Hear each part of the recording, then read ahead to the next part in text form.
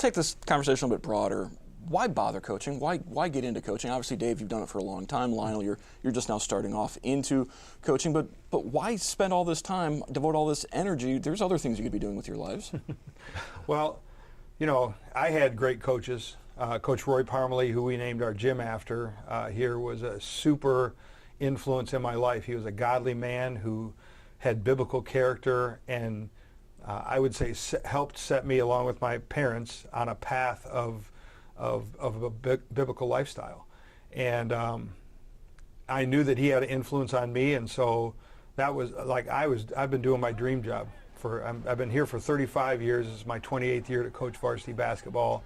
But you know, it's time. It's time for somebody like Lionel, who's like eager to be in the gym all the time and has that as his responsibility instead of me trying to juggle 5 or 6 plates. I'll still be around and still be a fan, but just the opportunity to build in the lives of kids. I had the opportunity to coach my 2 boys, which was you know, was a great privilege. And then just a lot, you know, hundreds of guys who still call me coach. They still come around, and so for that reason, you know, and that's why I did it. And I think piggybacking off of what he said, being an impact and an influence. I mean, a lot of guys maybe in a household that doesn't have a father. I mean, I know for me, when I played, you know, my dad passed when I was 8 years old, so coach was kind of like a father figure to me, and that was extremely impactful. He was a godly role model, somebody I learned the game from, and I took that with me for the rest of my life, and now it kind of came back full circle. So Lionel, Coach Parmalee was here 20 years. They named the gym after him. Coach Regnier's been here 35 years, 20 plus as head coach. They're going to name the floor after him. So what's going to be left to be named after Lionel Armstead? ...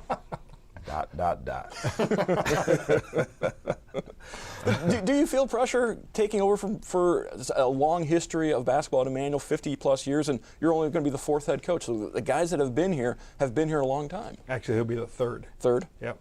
I wouldn't say I feel pressure. It's definitely a new experience, you know, for me. Head varsity boys coach. I like to think I know the game. It'll be a challenge, which I like challenges. I like pressure. I've learned a lot from him. He's a very, very, very godly man, and I'm still learning. But like he said, he's not going anywhere. Anytime I need advice, you know, he's willing to give it. So I think it'll be a good journey. Obviously, at Emmanuel Christian, God is very important.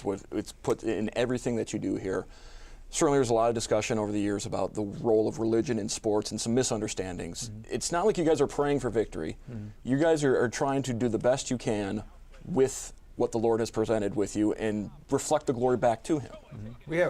We have something we call the Warrior Way at our school, and it's honor God, develop Christ-like character, and pursue competitive greatness. And if we can hit all 3 of those things, and you know, and do it in a God-honoring way, then we're pleasing the Lord through our athletics.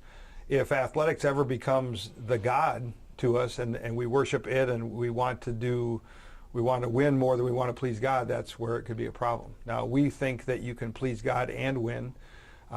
We'd like to win more, and so that's why we push our kids towards doing more things, and that's probably one of the biggest reasons I feel like it's time for me to not be the head coach anymore, is that I just can't give the time that it takes. And over the last 3 years, Lionel's put in hours and hours of time that I couldn't do that. And now we just think it's time, and it's a good time. And so I'm excited about it. I'm excited about watching him do what I got to do for a long time, and it'll just be great.